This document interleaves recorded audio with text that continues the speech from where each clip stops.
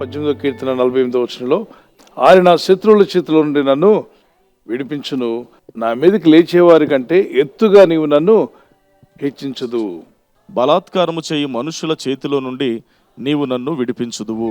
శత్రువుల చేతుల నుండి విడిపించగల శక్తిమంతుడైన దేవుడు, భక్తుడు తాను అనుభవించినటువంటి అనుభవంలో మాట్లాడుతున్నాడు. దేవుడు నన్ను విడిపించాడు, మిమ్మల్ని కూడా విడిపిస్తాడు. శత్రువుల చేతిలోని దేవుడు మిమ్మల్ని విడిపిస్తాడు. ఈ లోకంలో శత్రువులు అన్నప్పుడు మీకు కొంతమందికి ఇంటివారు కానీ, బయట బంధువులు కానీ, రక్త సంబంధులు ఎవరన్నా కానీ, ఆఫీస్లో, ఉద్యోగ స్థలంలో కొందరు మీకు వ్యతిరేకంగా నెగిటివ్గా ఉన్న వారు గుర్తొస్తుంటారు. నిజానికి వారు మనుషులే. ఓకే, వారి వెనుకున్న శక్తులు కొన్ని ఉన్నాయి, అవి మీకు విరోధంగా పోరాడతాయి. ఇది ఎఫెస్సీ పత్రిక 6వ అధ్యాయం 12-13 వచనాల్లో, ఆకాశమండలో దురాత్మల సమూహం మనకు శత్రువులు అయి ఉన్నారట. రక్త మాంసములు మనకు శత్రువులు కాదు.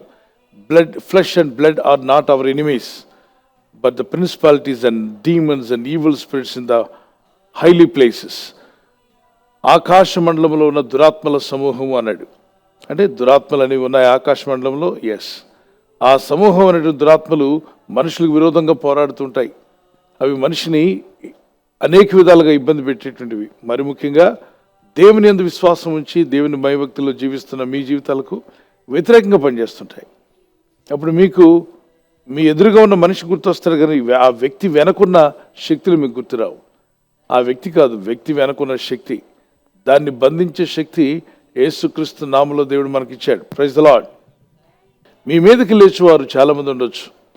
ఆకాశమండలో దురాత్మలు లేచినా, దుష్టాత్మలు లేచినా, మీ మీదకి లేచువారు అన్నాడంటే బహువచనం. It's a plural. So many things may come against you, but you be strong enough because the word of God says, ఎత్తుగా నిన్ను ఆయన హెచ్చిస్తా అంట. నీ మీదకి లేచేవారు అనేక మంది వచ్చినా వాళ్ళందరికీ పైగా దేవుడిని ఉంచుతా అంట. ఉదాహరణకి మీ మీదకి ఇబ్బందులు, కష్టాలు, బాధలు, నిందలు తీసుకురావడానికి ఒక 1000 మంది మీ మీదకి లేచారనుకోండి, దేవుడు ఏం చేస్తా అంట, 1000 మంది కన్నా హెచ్చుగా నేను మిమ్మల్ని హెచ్చిస్తా అంటున్నాడు. అంటే అర్థం, మీరు 5 feet 6 feet హైట్ అనుకోండి, వాళ్ళు మీ మీదకి ఒక ప్రవాహం లాంటి జలాలు మీ మీదకి పంపించారనుకోండి, 7 feet హైట్ అయితే మునిగిపోతాడు. 6 అడుగులే కాబట్టి 8 అడుగులు ఎత్తున నీటిని పంపించేద్దాం, 8 feet వాటర్ అయితే మునిగిపోతాడని.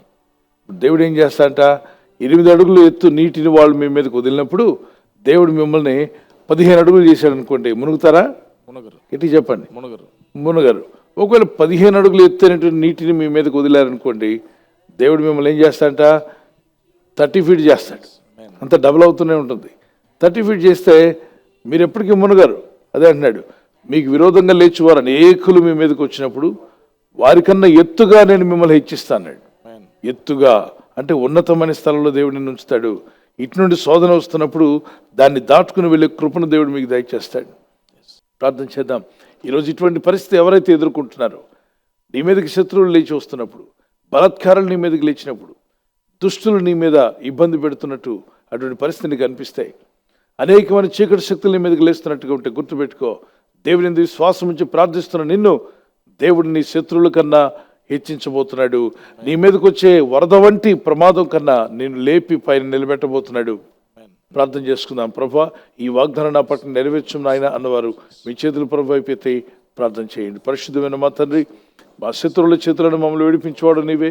శత్రువులు మా మీదకి వరద వలె, ఒకవేళ పొంగు వలె వస్తున్నా, ఒక సమూహం వలె వస్తున్నా, ఆ శత్రువుల కన్నా ఎత్తైన స్థలంలో మమ్మల్ని నిలబెడతా అన్నావు.